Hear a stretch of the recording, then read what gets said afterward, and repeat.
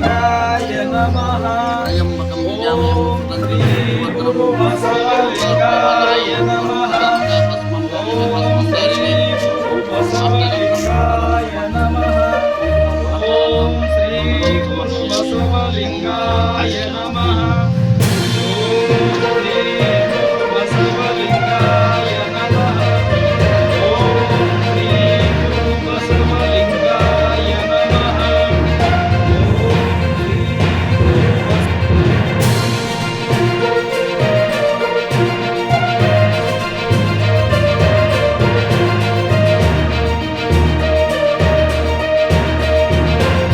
ಎಲ್ಲ ಅಧ್ಯಕ್ಷರು ಉಪಾಧ್ಯಕ್ಷರು ಸದಸ್ಯರುಗಳಿಗೆ ಹಾಗೂ ಈ ಕಾರ್ಯಕ್ರಮಕ್ಕೆ ಆಗಮಿಸಿದಂಥ ಪತ್ರಿಕಾ ಮಾಧ್ಯಮದ ಮಿತ್ರರೇ ಹಾಗೂ ರೈತ ಬಾಂಧವರೇ ಹಾಗೂ ಎಲ್ಲ ಸಿಬ್ಬಂದಿ ವರ್ಗದವರೇ ಎಲ್ಲರಿಗೂ ನಮಸ್ಕಾರ.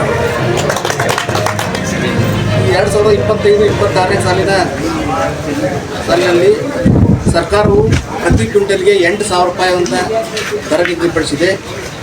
ಹಾಗೂ ಪ್ರತಿ ರೈತರಿಗೆ 4 ಕ್ವಿಂಟಲ್ ಈ ಕೃಷಿ ತಂತ್ರಾಂಶದಲ್ಲಿ ನಾವು ಜಮೀನಿಗೆ ಲಭ್ಯವಾಗುವ ಅಂಶ ಪ್ರಕಾರ ನಾವು ಇದು ಮಾಡ್ತಾರೆ.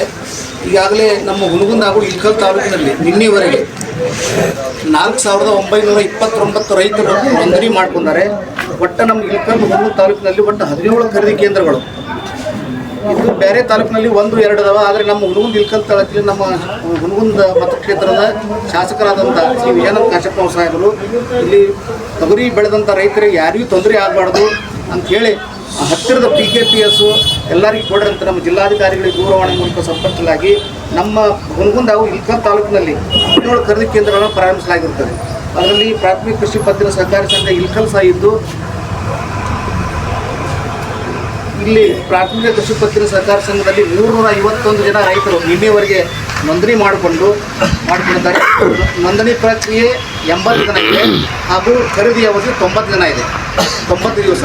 ಹಾಗೂ ಇಲ್ಲಿ ರೈತರು ಇಲ್ಲಿ ಮಾರಾಟಕ್ಕೆ ತರಬೇಕಂತಂದರೆ ಎಲ್ಲರೂ ಸ್ವಚ್ಛ ಮಾಡಿ ತರಬೇಕು. ಇಲ್ಲಿ ಗ್ರೇಡರ್ ಕರೆಯವರು ತಮ್ಮ FAQ ಗುಣಮಟ್ಟ ಪರಿಶೀಲಿಸ್ತಾರೆ.